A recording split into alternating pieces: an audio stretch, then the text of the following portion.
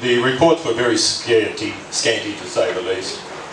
And it soon became evident that a lot of women are dying unnecessarily in this country, and Milne Bay in particular. And the question was, how do we actually go from a village delivery, which is what about 50% of women in this country suffer from at the moment, to this, to a health-centred delivery?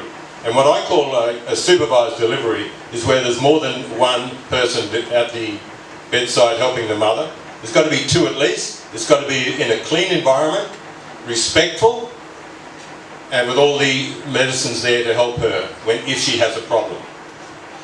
And this is important, and I'm going to now give you some stats. And that little figure there, you can see where the mother's being delivered, is in Wailagi. In a brand new health centre, we delivered in 13 days, and that's 2 hours after the door was open, mother delivered. So, some statistics here now for Papua New Guinea. 80% of deliveries in the village, or anywhere in fact, are normal.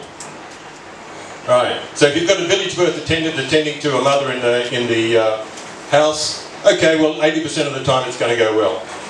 If she's there or if she's not there. But 15% of the time something will go wrong, and it may not be life-threatening, but it will affect the mother. She may bleed too much and she may be anemic for the next 3 months. Or the baby may come out a little bit deprived of oxygen for a little while, and then the baby will suffer some brain damage and will end up with cerebral palsy. And if you walk around the villages during the daytime when everyone's in the garden and the kids are running around, you'll see many kids that have suffered this unfortunate happening at delivery time.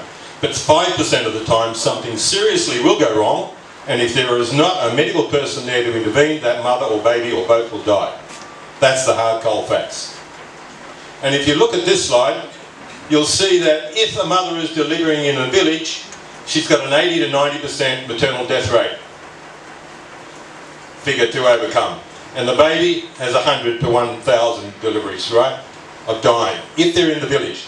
But if you can get them to a health centre, right, you can drastically reduce that down to 200 to 300. It won't go even to zero if you even get him into hospital, because delivery is a dangerous, it's the most vulnerable time in a woman's life, delivering a baby.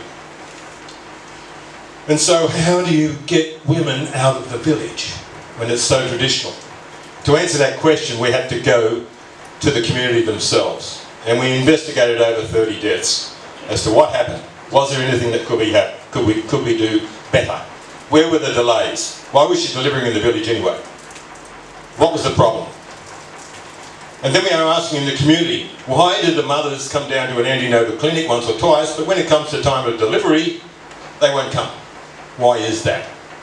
And it's amazing what these mothers told us. Absolutely amazing, incredible. And Dr. Joseph from West New Britain was highlighting the fact you'll get all your information as to give you direction of where you've got to go from the community. All right? It doesn't come from up top, it comes from the bottom up. And these are the people you have to listen to. And so we took on board what they were saying. And some others were saying, well, I guess the most common answer was, why don't you go to a health centre? Well, the health centre's not friendly, it's too far away, and when we get there, staff are grumpy to us. They scold us for any reason.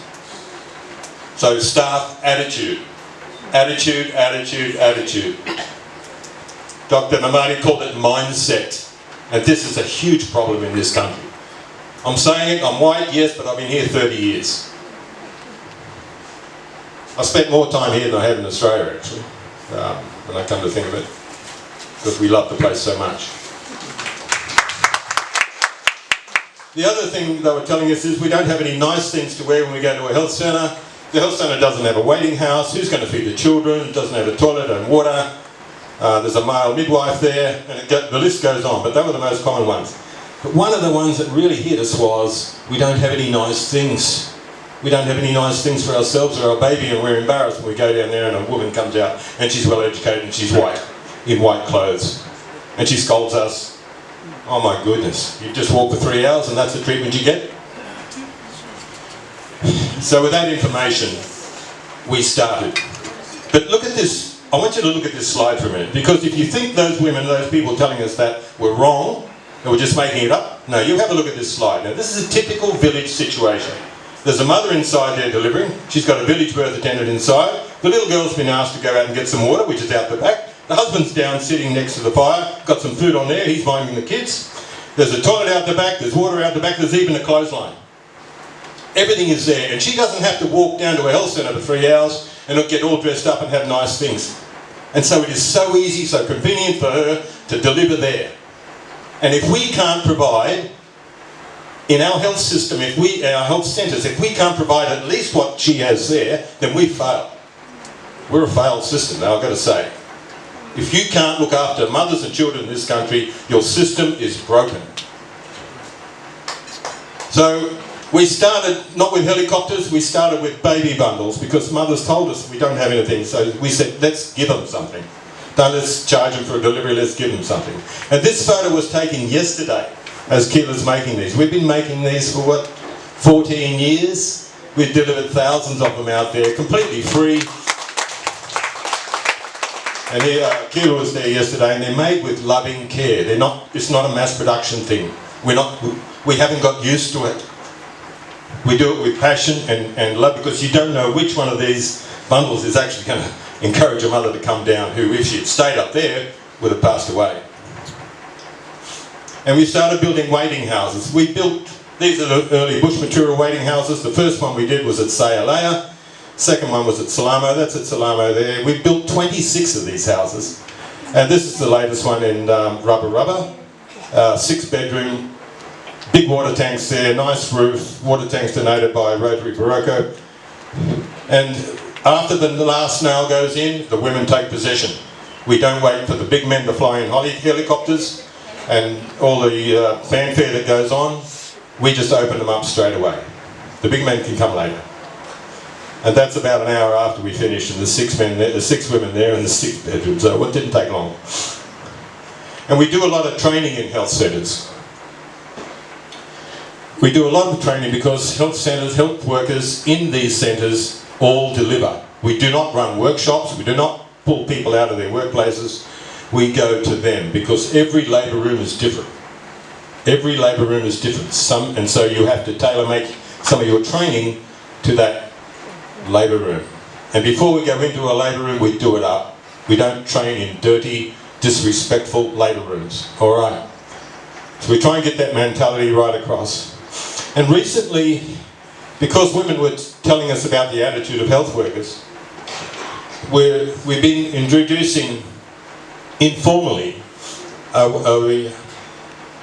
way of asking, or telling, not telling, what's the word, to discuss what is the heart of a health worker? What was it when you first started doing your training? What did you feel? Did you want to be delivering care to people? So when a mother comes down from 3 hours away, walking down a track, what she is telling you in actual fact is, sister, I'm coming down, I need your help in this delivery. I don't know if it's going to go well. The last one didn't go so well. And I need your help right now, please. And so she comes down and she arrives. And we tell the staff, look, when that woman comes, you've got to be the best of your ability on that particular day. You've got to be the best for her when she comes, because she's trusting you. And so you've got to show that love, that empathy, that compassion. That's extremely important. Love, empathy, compassion, respect. Put on the mind of Christ, in other words. That's what you've got to do. That's what we have to do. That's what our health workers have to be.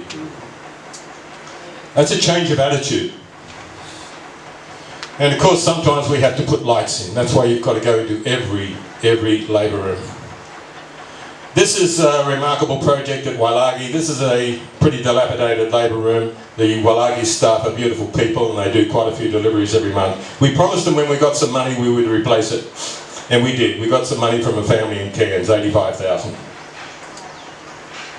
We have to rethink how we do things here, because you can't take forever to do a labour room when people are wanting to deliver, and you're still trying to build something. So we actually built this brand new building inside the hangar first. We put it up, we numbered all the parts, we took it down, we put it into bundles that 2 people could carry, put it on a boat and took it out there. So we went from this. We did a dedication on day 1 because many women have died in this centre over the years, and then we started to rip into it, pull it down, 13 days later, this is what we had. 13 days later. And it's all because the community got into and did this project. Nobody in this community wanted money for this project. Can you believe that? That's a different mindset. And they delivered around about 15 cubic metres of gravel from across the bay. They came across in canoes. Mostly women were doing this. And they had it all there for our arrival. And every one of those women went through that health centre, but they had to be pretty quick because 2 hours later, this woman delivered. And this is the maternity ward. So we built it's actually a maternity ward, so it includes a labour room, 2-bedroom labour room, a postnatal ward, and also a toilet shower. It's completely maintenance free. It's all built out of metal because it's a high wide end area. It's all pre-painted, so there's very little maintenance there, and it's going to be there for another 80 years. And this is inside the postnatal ward. Now when you can do all that, and when you can treat women with respect and give them all that care, then you can start talking about family planning. Don't talk about family planning as an isolated thing. It's part of caring for a woman. All right. And of course we'd start very early in life, and Keela's very big on talking with the young girls. Days for Girls keeps these women at school, and we can talk to them about choosing your partner early, wisely I should say. Finish your education. You don't know which one of these women is going to be the next Prime Minister. And so giving them the best opportunity and start in life is a good way to start everything. And of course with all those interventions, what are the results? We had an over 85% increase in supervised deliveries. That in itself will reduce maternal deaths. And here's the figures. In 15 of the health centres where we first started, we had a better than 75% reduction in maternal deaths in those health centres. And I think we were only about one of 2 organisations in the whole world that beat the millennial goals. But we haven't been able to keep it up. It's just a very, very big task. And thank you to WHO and DFAT who supported our efforts to change the attitude